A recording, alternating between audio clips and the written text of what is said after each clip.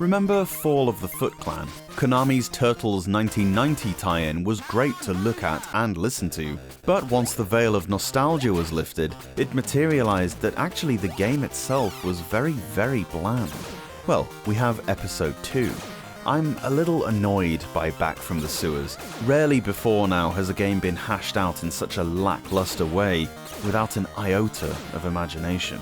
The first game was an exercise in walking from left to right, occasionally platforming and punching or kicking the exact same enemy over and over again. Sure, you were doing it to a stunning backdrop, but once the novelty of how the game appeared vanished, it quickly became tedious and banal.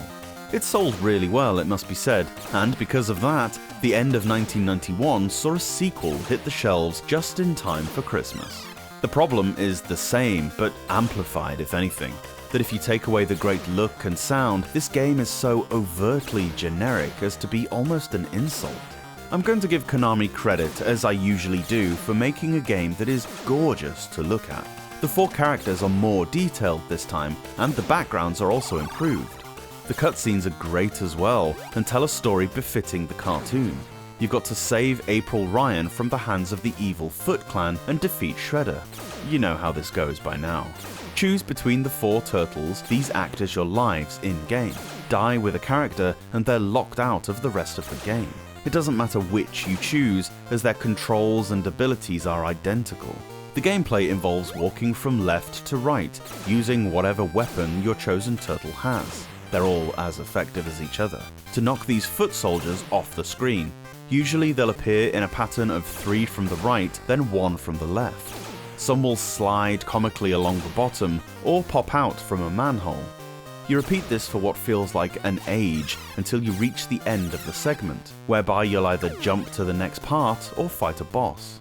The bosses don't make the game any more interesting either. They'll stand at one side of the screen, fire their gun for a bit, then jump over you and do the same from the other side. Little skill is needed. In fact, it's easy to overthink the boss fights when really all you need to do is stand in the right place and mash the kick button. You know what, I could go on about Back from the Sewers, but as the cliche goes, there's no point in flogging a dead turtle. Let's just end this review prematurely. The game looks and sounds amazing, but from a gameplay standpoint, it is without a doubt the single most beige platformer I've ever played.